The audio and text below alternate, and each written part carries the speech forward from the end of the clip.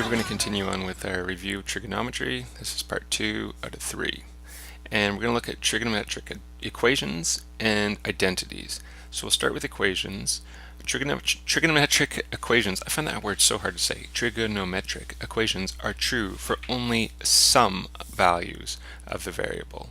It's not like when we do identities on the other side of this page, they're true for all values.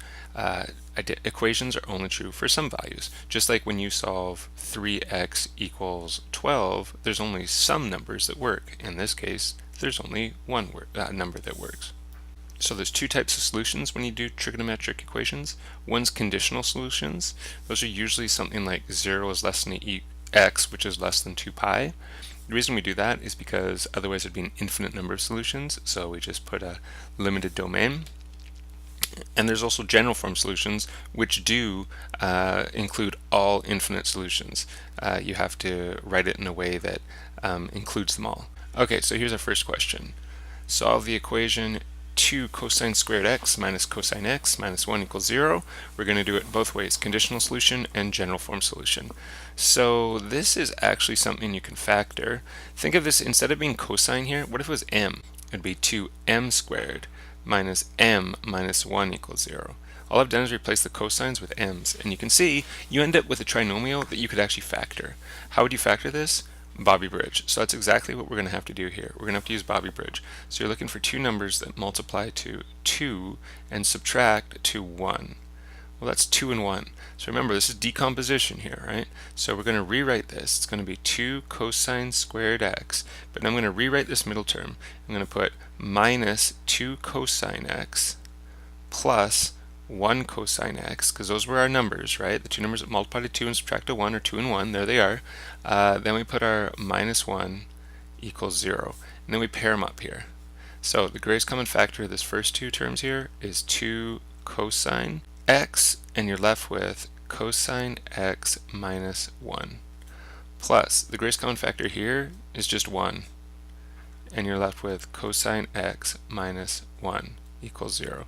So it looks promising because you have cosine x minus 1 in both parts, so we can factor out a cosine x minus 1, and what we're left with is 2 cosine x plus 1, and that equals 0. So what does that mean? Well, this means that either cosine x minus 1 equals 0 or 2 cosine x plus 1 equals 0. So let's solve both of those. For this one, we'd move 1 over. Cosine x equals 1. Alright, well if cosine x equals 1, then x equals inverse cos of 1. Or if you don't want to write this stage here, you have to ask yourself, when is it that cosine equals 1? So you got to remember that table from last day. I'm not going to write the whole thing out for you or anything, but if you remember, cosine equals 1 when x equals 0. Now to solve this one, we'll move the 1 over and we'll divide by 2, and you get cosine x equals negative 1 over 2. If you want, you can put x equals inverse cos of negative 1 over 2. But basically what we have to figure out here is when, for which angles, because there's going to be two of them, which angles does cosine equal negative 1/2? So what you might want to start by doing is thinking, which quadrants could it be in? If cosine's negative, which quadrants could it be in? Well, angry Serbs, it would be negative here. These are the two it's negative. So it's either in the second or third quadrant. The other thing you have to think of is, what's the reference angle? When is it that cosine is equal to 1/2? Cosine is equal to 1/2 at 60 degrees or pi over 3 radians. So which one should we be using here? Well, if you look up here, it says 2 pi right here, which means we're talking about radians. So we're going to use the pi over 3. So now we're almost done. You have to think, if you had a reference angle of pi over 3 here, then how much is the standard position angle? Well, it would be pi, the whole thing, 180, pi minus pi over 3. That's 3 pi over 3 minus 1 pi over 3, which equals 2 pi over 3. So that's one answer. The other answer is, what if it was in the third quadrant? What if this was our reference angle and it was pi over 3? Then how much would the standard position angle be? Well, this time it would be pi plus pi over 3.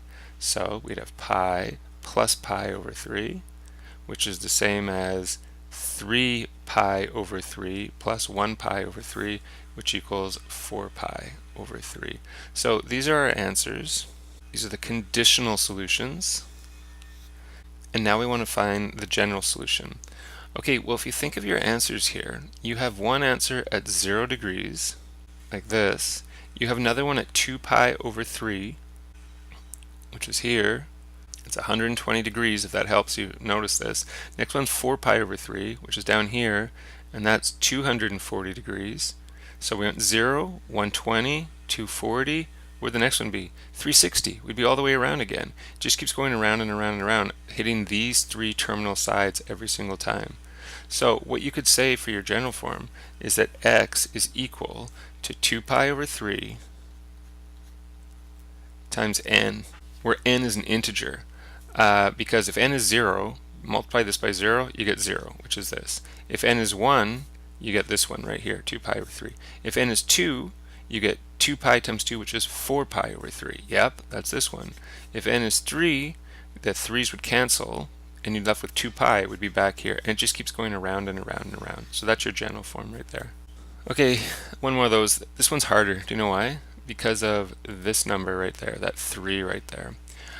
So what you're going to do is you're going to actually ignore that 3 at first.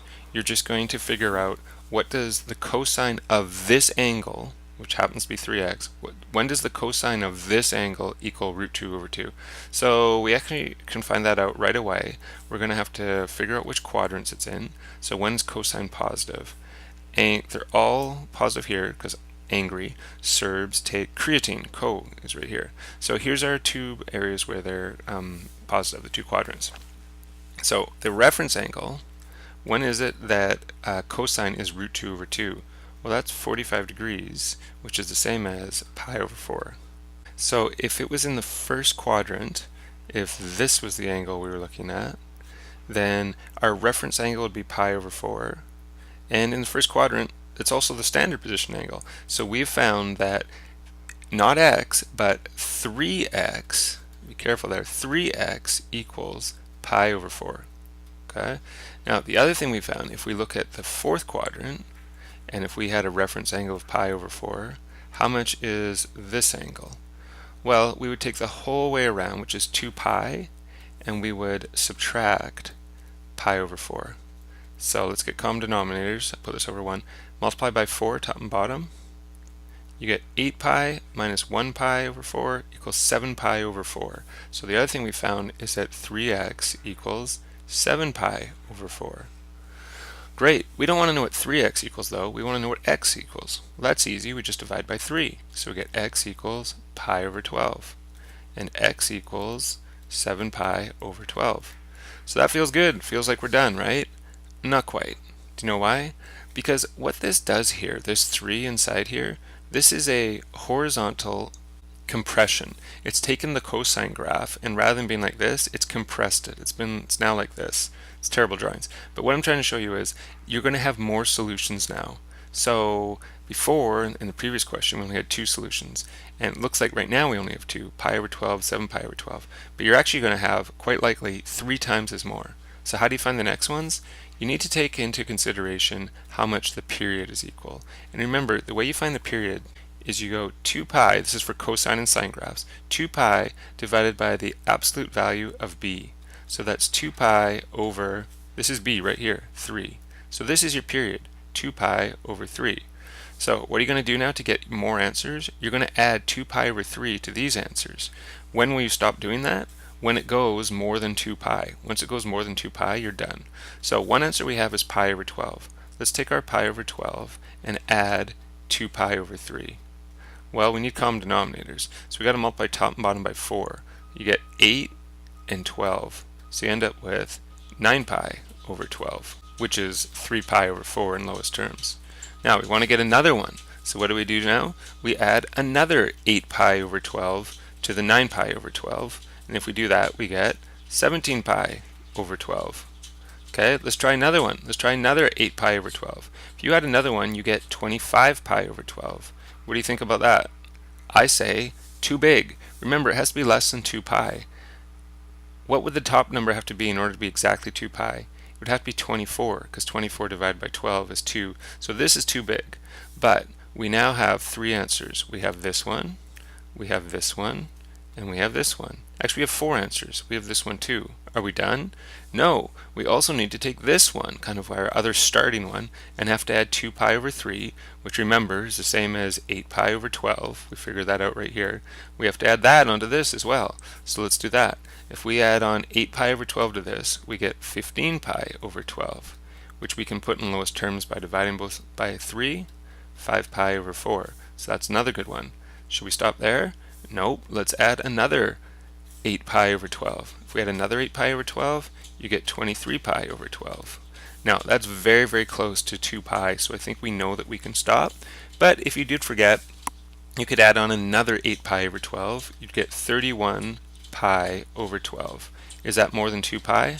It certainly is, so this is no good. So you actually end up with 6 answers here. Now for general form, you're almost going to do exactly what we just did. How did we get these answers? Well, there's two things we did.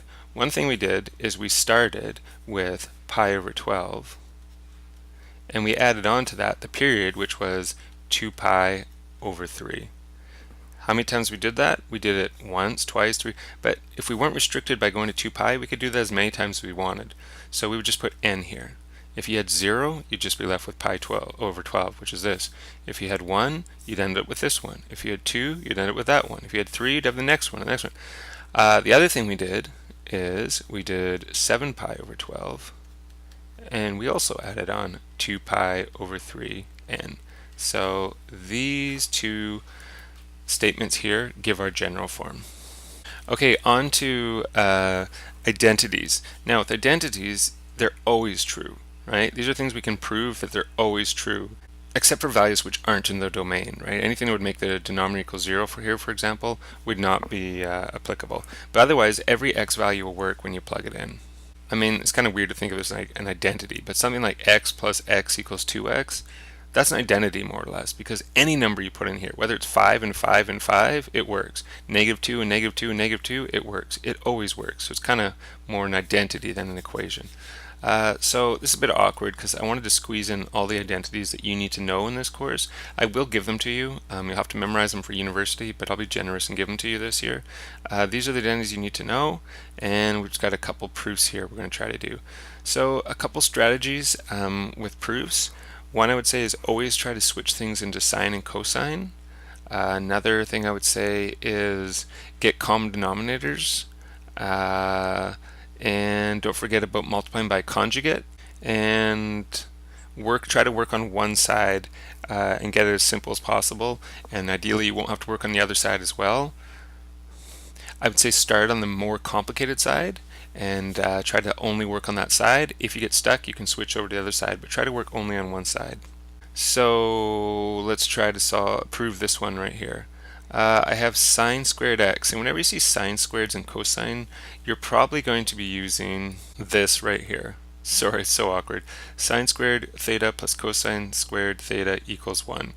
Well, if that's the case, then if I just have sine squared here, what would that equal? So I've rewritten this, except I put x's instead of thetas. Doesn't make a difference. And if I have sine squared here, well, to isolate the sine squared, get the sine squared by itself, all I'd have to do is move the cosine squared over. So I'd have 1 minus cosine squared x. Alright, let's try that. Let's put that in instead of the sine squared. We would still have 1 plus cosine x, but now on this side, we have 1 minus cosine squared x over 1 minus cosine x. Now you shouldn't do a step like, I'm going to do the same thing to both sides. Like, oh, I'll multiply both sides by 1 minus cos x, and it works.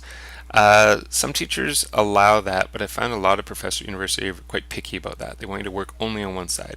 So I want you just to be, just keep looking over here on the right. And can you see what you can do? You can actually factor the top here. So I have 1 plus cosine x, and then this is a difference of squares. So you could write this as 1 minus cosine x and 1 plus cosine x, all divided by 1 minus cosine x. Okay, if we just look on this side, there's something we can do. We can cross this out. And what we're left with is 1 plus cos x. I mean, I guess I could rewrite it, but it's probably not necessary. 1 plus cosine x equals 1 plus cosine x. We did it. We have exactly the same thing on both sides. We have proved this. I tend to just put a check mark. If you really want to look all official, you put QED, which is Latin. I can't remember exactly how you say it, but it means that which was to have been shown or to have been proved has been proven. So QED. It's kind of old school. Okay, let's try another one here. This one's a little more difficult. So a couple things I notice here. First of all, I think we will work on both sides, even after what I said before. I see a cosecant, which I'm not a big fan of. A tan, I'm not a big fan of. So one thing I think we'll probably do is switch those into their sines and coses. The other thing I notice is this sine 2x and this cos 2x. And chances are when you have a sine 2x and a cosine 2x, you're going to be using this stuff here. So sine 2x is easy because there's only one thing it can be. It's 2 sine x cos x. So let's write that on the top here. 2 sine x cos x all over. I'm going to come back to the denominator in a second. Okay, so here I have a 2, so I'll put the 2 here, but I'm not going to write cosecant. Cosecant is the reciprocal of what?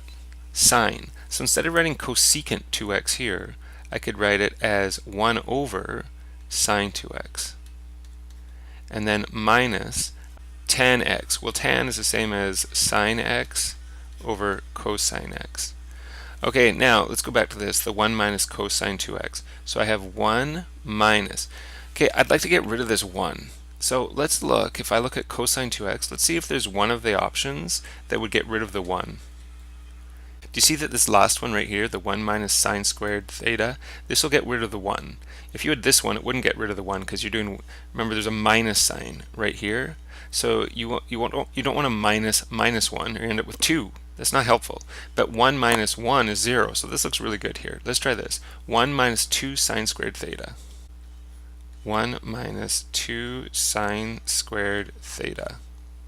Okay, let's simplify a little bit. Let's leave this as 2 sine x cosine x over 1 minus 1. That's gone. That's great. And we have minus negative. So that's actually positive 2 sine squared x. Sorry, I put theta here. It should be x, of course. Now on the other side, I see another sine 2x. Remember what we did with sine 2x right here?